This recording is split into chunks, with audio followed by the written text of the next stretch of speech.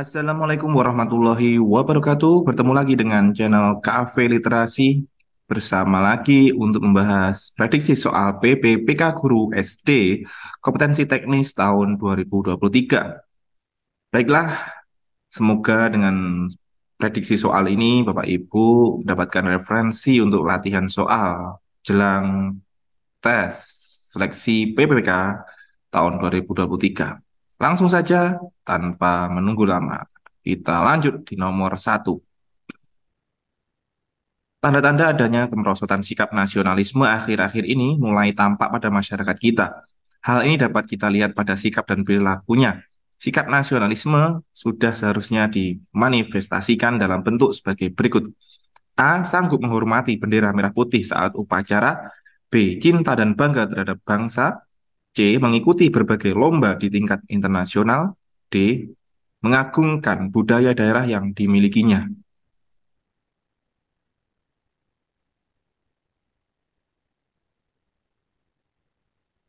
Sikap nasionalisme seharusnya dimanifestasikan dalam bentuk cinta dan bangga terhadap bangsa.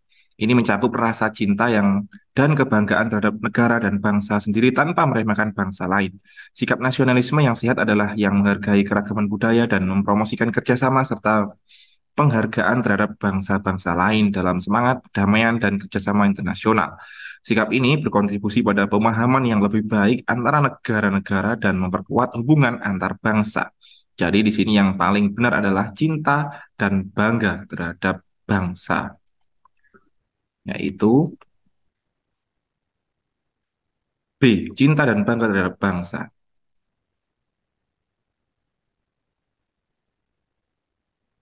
Nomor dua, salah satu tujuan politik luar negeri Indonesia adalah membentukkan suatu persahabatan yang baik antar Republik Indonesia dengan semua negara di dunia. Untuk mewujudkan kepentingan tersebut, Indonesia melakukan kerjasama bilateral di kawasan ASEAN, yaitu A. Kerjasama Indonesia dengan Jepang, B. Kerjasama Indonesia dengan Cina, C. Kerjasama Indonesia dengan Arab Saudi, D. Kerjasama Indonesia dengan Malaysia.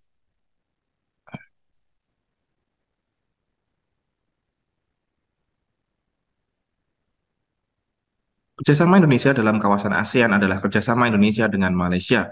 Malaysia adalah salah satu anggota ASEAN, Association of Southeast Asian Nations, bersama dengan Indonesia. Dan kerjasama dalam kawasan ini bertujuan untuk memperkuat hubungan antar negara-negara ASEAN dan mewujudkan tujuan-tujuan bersama di kawasan Asia Tenggara. Jadi jawabannya adalah D, kerjasama Indonesia dengan Malaysia.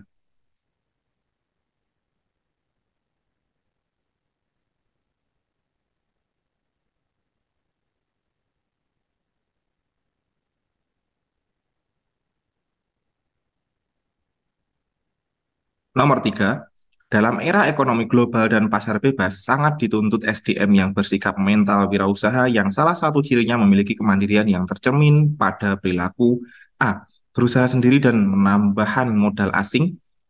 B. Berusaha sendiri dan sekaligus bekerja sama dengan pihak lain. C. Peningkatan investasi dan sumber daya manusia yang mandiri. D. Mengisolasi sendiri dalam melakukan usaha.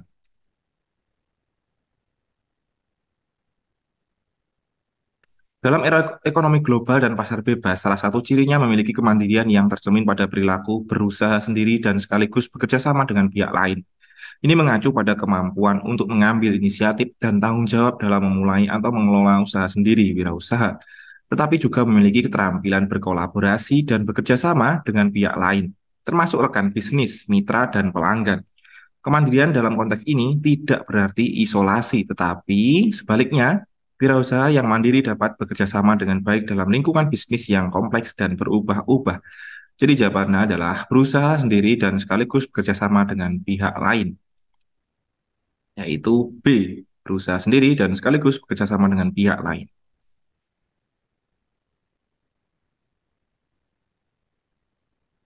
Nomor 4, dewasa ini ancaman terhadap kedaulatan negara yang semula bersifat konvensional, fisik, berkembang menjadi multidimensional, fisik dan non-fisik. Ancaman yang bersifat multidimensional diantaranya adalah A. Terorisme dan narkotika, B. Terlepasnya semangat kebangsaan, C. Tawuran antar pelajar, D. Hilangnya kebudayaan Indonesia.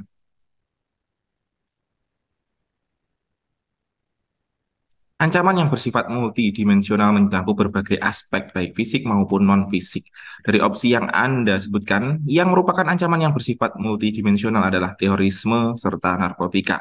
Ancaman terorisme mencakup aspek fisik, sementara penyalahgunaan narkotika maksudnya, dapat memiliki dampak fisik dan sosial yang signifikan serta dapat merusak kedaulatan negara dalam berbagai cara.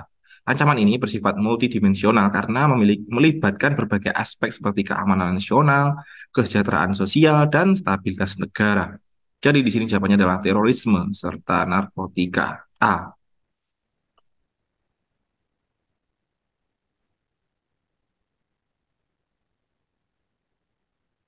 Nomor 5. Dalam tata urutan, peraturan perundangan Republik Indonesia telah diatur apabila situasi negara dalam keadaan genting yang memaksa, maka pemerintah dapat membuat perpu. Kedudukan perpu dalam hierarki perundangan Republik Indonesia adalah A. Berada di bawah Undang-Undang Dasar, B. Sejajar dengan peraturan pemerintah, C. Sejajar atau di bawah Undang-Undang, D. Berada di atas Undang-Undang Dasar.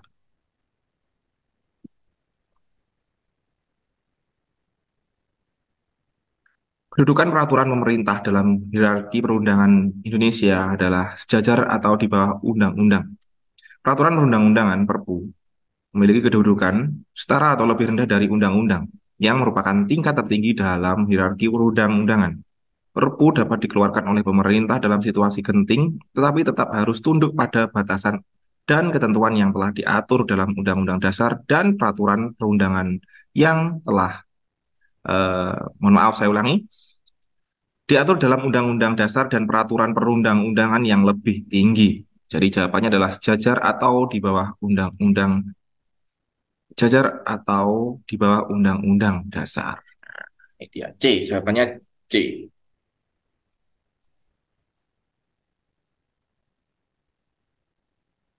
Baiklah, itu tadi adalah 5 prediksi soal PPPK Guru SD di kompetensi teknis untuk seleksi tahun 2023.